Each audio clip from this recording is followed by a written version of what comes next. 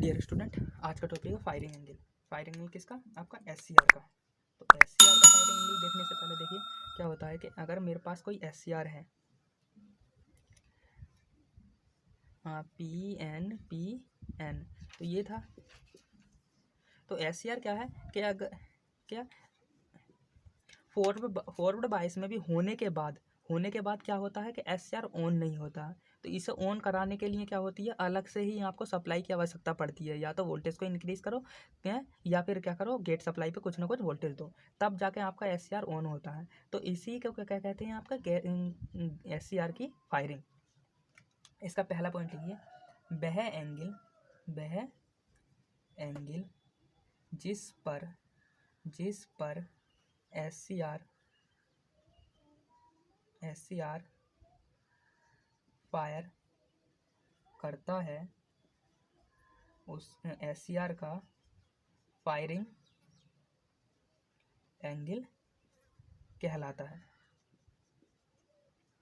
दूसरा पॉइंट क्या होगा? दूसरा पॉइंट लिखना।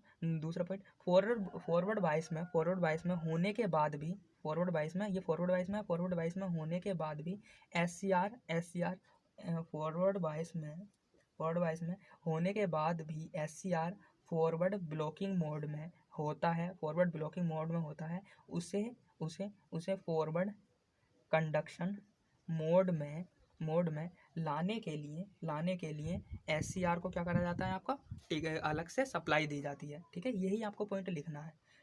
ठीक है। तो दूसरा पॉइंट, एक पॉइंट और लिख लो। एक पॉइंट क्या है, एक पॉइंट और लिखो। SCR को फॉरवर्ड बायस में फायर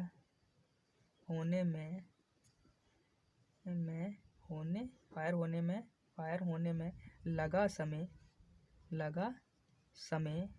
SCR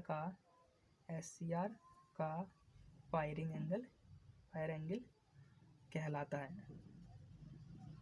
ठीक है। तो यहाँ से एक सर्किट से समझते हैं, वेवफॉर्म से समझते हैं।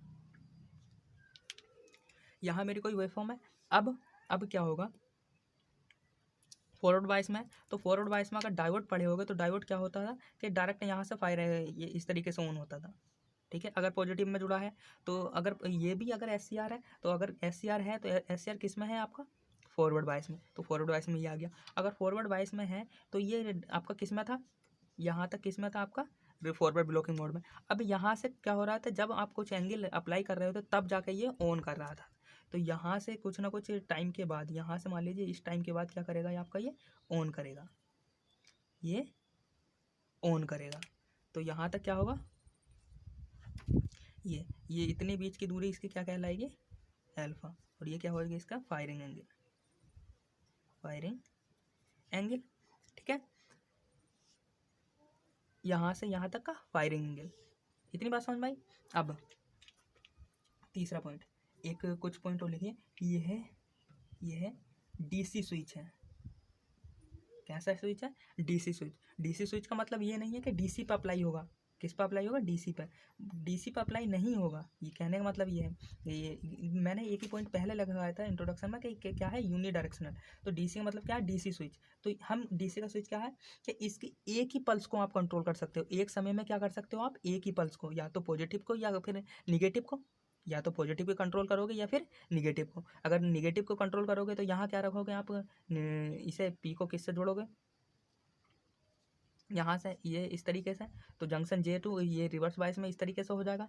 ठीक है, तो अभी तो यही पढ़ रहा है। तो ये कैसा स्विच है, DC स्विच। तो इसकी क्या करोगे, क्या इसका अगला पॉइंट लिखना। हाँ, SCR की किसी एक साइकिल को कंट्रोल किया जाता है।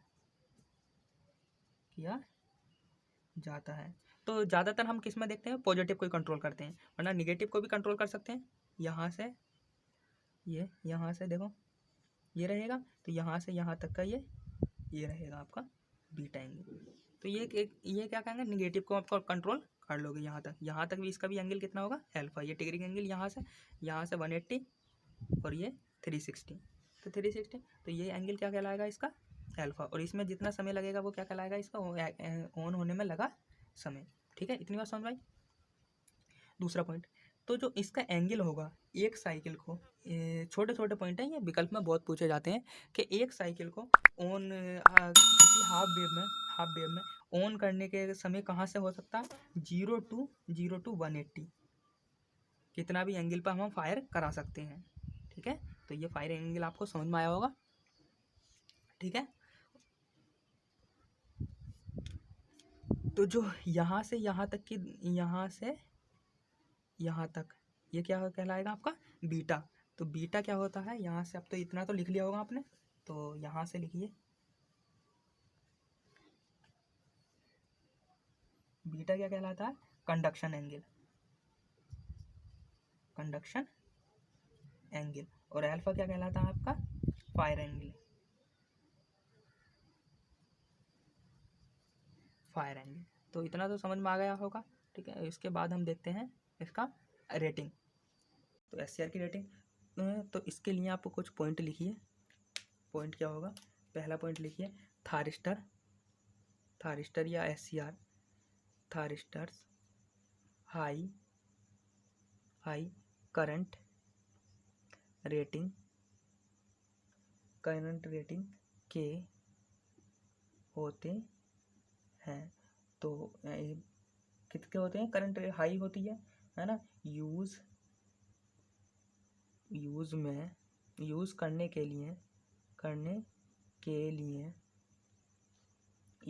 के लिए हाई वोल्टेज रेटिंग तथा हाई करंट रेटिंग की आवश्यकता या नीड होती है ना, क्या होती है, नीड होती है। इस होती है। दूसरा पॉइंट, थारिस्टर को सीरीज या पैरेलल में कनेक्ट करके उसकी रेटिंग इंक्रीज की जाती है। ठीक है, क्या होती है, इंक्रीज की जाती है। कि आपको तो मान लीजिए कितने का था, 500 एम्पियर का था, और आपको चाहिए 5 किलो एम्पियर का, तो उसके लिए क्या करेंगे, आपके इसके सीरीज या पैरेलल में इसे कनेक्ट करेंगे। तो अगला पॉइंट लिखिए, अगला पॉइंट क्या होगा, अगला पॉइंट लिखिए, है ना। तो थारिस्टर या एससीआर को सीरीज में कनेक्ट करके उसकी वोल्टेज रेटिंग इंक्रीज की जाती है ना, वोल्टेज रेटिंग इंक्रीज की जाती है। मान लीजिए आपके पास है 5 वोल्ट का, 500 वोल्ट का सॉरी, तो और आपको आवश्यकता कितने की है,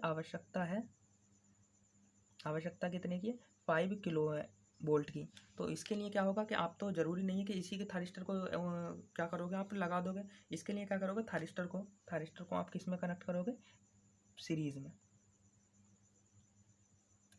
ये इसका एनोड और ये कैथोड। ठीक है, इसी तरीके से तो फॉरवर्ड वायर्स में। दूसरा क्या था, इसी के साथ एक सीरीज में और कनेक्ट कर दो ये, तो इससे क्या होगा कि सीरीज में, ये कैसा है, सीरीज में, तो इससे क्या होगा, वोल्टेज रेटिंग इंक्रीज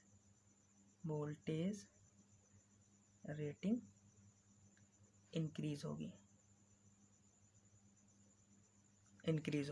दूसरा क्या था, दूसरा एससीआर को पैरेलल में कनेक्ट करके उसकी करंट रेटिंग इंक्रीज की जाती है ना। अब पैरेलल में क्या होगा, तो पैरेलल में आपको कनेक्ट करना, तो मेरे पास ये कोई SCR है, ये कोई SCR है, इसका गेट टर्मिनल ये रहा और उसके साथ ये रेजिस्टेंस लगा होता था, यही सेम प्रोसेस, बट इसमें क्या है आपका एक पैरेलल में कनेक्ट करना है। अगर आपको इसकी रेटिंग इंक्रीज करनी है, कौन सी, करंट रेटिंग, ये गेट जी गेट है ये सब, और ये क्या रहेगा आपका एनोड, और ये क्या हो जाएगा आपका कैथोड। ठीक है, तो ये कैसा कनेक्शन है आपका पैरेलल, और इससे क्या होगा आपका करंट रेटिंग इंक्रीज होगी। ठीक है, लिखो SCR के ऑन अवस्था में रहने के लिए किसी, मान लीजिए यहाँ है आपका SCR 5 एम्पियर का, ठीक है, और किसी सर्किट में आपने लगा दिया 5 किलो एम्पियर का, 5 किलो एम्पियर का, तो ये सर्किट क्या हो जाएगा आपका डैमेज। ठीक है, तो आपने SCR को क्या करना है, 5 का है तो वहाँ क्या लिखना है 4.8 तक का ही करंट का फ्लो कराओ, बाकी का उससे आगे को मत जाओ, तो वही कहलाती है उसकी रेटिंग। ठीक है, तो इसका पहला पॉइंट लिखिए, SCR को ऑन अवस्था में रखने के लिए SCR के सर्किट में रेटिंग का विशेष ध्यान दिया जाता है, पहला पॉइंट। दूसरा पॉइंट लिखिए, SCR को फॉरवर्ड बायस में ऑन अवस्था में रखने पर SCR के across voltage break over voltage, है ना, ब्रेक ओवर वोल्टेज, ब्रेकडाउन या ब्रेक ओवर वोल्टेज से अधिक फ्लो होगा, तभी आपका SCR ऑन कर पाता है, यही पढ़ाई ना अभी तक। और उसमें क्या होता है कि आपका अगर यहाँ तक क्या है, यहाँ तक समझिए, ब्रेक ओवर का मतलब अभी समझिए, ये आपका 3 जंक्शन है ना, ये शॉर्ट सर्किट, ये भी शॉर्ट सर्किट, बट ये क्या है ओपन सर्किट, तो ये क्या होगा कि आपको ब्रेक ओवर वोल्टेज, तो यहाँ तक जैसे वोल्टेज अप्लाई करते जाओगे तो एक स्थिति ऐसी आएगी कि ये ब्रेक डाउन कर जाएगा, और ब्रेक डाउन करने का मतलब क्या है, ये ऑन तो हो जाएगा बट क्या रहेगा, सेफ नहीं रहेगा, और ये क्या कर जाएगा आपका सुरक्षित नहीं रहेगा, तो ये डैमेज हो जाएगा। तो इसी को ध्यान में रखते हुए इसकी रेटिंग पर विशेष ध्यान दिया जाता है। ठीक है, तो इसकी जो रेटिंग होती है 3 पर आपकी डिपेंड करती है, करंट और वोल्टेज पर 3 तरीके से डिपेंड करती है। नंबर एक लिखो कंटिन्यूस, है ना, कंटिन्यूस।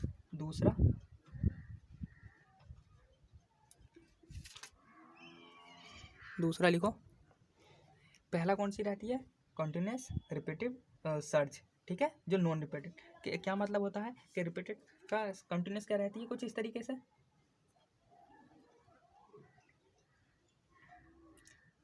यहाँ तक अल्फा से फिर आपका SCR ऑन होगा। ठीक है, फिर क्या होगा कि यहाँ से कंटिन्यूस, यहाँ से फिर इस तरीके से ये रहेगा। और नॉन रिपीटेड का मतलब क्या रहता है कि आपको ये मिली फिर रिपीट होगी सेम यही, और नॉन रिपीटेड का मतलब क्या होता है कि आपको कुछ भी अगली वेवफॉर्म कुछ भी मिल जाएगी। तो ये सब SCR की रेटिंग है, और ये है इन्हें पढ़ने से पहले। ठीक है, और ये रेटिंग समझ में आ गया होगा। तो रेटिंग की बात करें तो ये क्या मिलता है कि आपको SCR क्या मिलते हैं, 1 एम्पियर से, यहाँ लिख लेना, 1 एम्पियर से 100 वोल्ट और 100 वाट, ये इतने होते हैं। और यहाँ से यहाँ तक कितने मिल जाते हैं, 3 किलो एम्पियर से 1.2 किलो वोल्ट, और वोल्ट के कितना दूसरा क्या मिलेगा, 5 किलो एम्पियर से 4 किलो वोल्ट। ये इनकी रेटिंग है, मार्केट में अगर इतने इनके बीच में आपको मिल जाएंगे। ठीक है। और या फिर दूसरा भी यहाँ भी लिखिए, यहाँ 500 एम्पियर से 10 किलो वोल्ट के भी मिल जाएंगे आपको, ठीक है। ये सब उसमें किसकी है, इसकी रेटिंग है। और यहाँ इसकी किस में रहेंगे आपके, लगभग में 5 मेगावाट। ये सब आपके हाई वोल्टेज पर यूज़ होंगे थारिस्टर, जहाँ आप पावर जनरेट कर रहे हो, ठीक है। तो इसमें किसका विशेष ध्यान रखा जाता है, आपका होल्डिंग करंट का। जब आप रेटिंग करंट SCR परचेस करने जाओगे तो होल्डिंग करंट से, क्योंकि ऑन अवस्था से अगर ऑफ अवस्था में जाओगे या ऑफ अवस्था से ऑन अवस्था में जाओगे तो होल्डिंग करंट से ही तो आप पार कर पाओगे, तभी तो आप लैचिंग करंट पर पहुंचोगे। तो इसका विशेष ध्यान रखा जाता है, ठीक है। तो इतना समझ में आया होगा। तो उसके बाद इसकी एप्लीकेशन देख ले रहे हैं हम। तो अब देख ले रहे हैं हम आपकी एप्लीकेशन। तो एप्लीकेशन पहले क्या है, आपका रिले कंट्रोल करने के लिए। जब आप हाई पावर जनरेट करोगे तब आपका रिले कंट्रोल करने के लिए रेगुलेटेड सप्लाई, जैसे आपको 5 वोल्ट से 6 वोल्ट, जब आप जितनी भी एक्सपेरिमेंट करते हो तो वहाँ रेगुलेटेड सप्लाई, ये 6 वोल्ट 7 वोल्ट 8 वोल्ट 30 से कितनी भी सप्लाई चाहिए स्टैटिक स्विच मोटर की स्पीड करने के लिए। तो इन्वर्टर और कन्वर्टर, तो आप अगले चैप्टर में आप यही दो पढ़ोगे, इन्वर्टर और कन्वर्टर। तो इन्वर्टर ये सब पढ़ाएंगे कि रेक्टिफायर और कन्वर्टर में क्या अंतर है, ठीक है। तो उनमें किसका यूज़ होगा, आपका SCR का, थारिस्टर फैमिली का, ठीक है। तो इतना समझ में आया होगा। मिलते हैं नेक्स्ट लेक्चर में।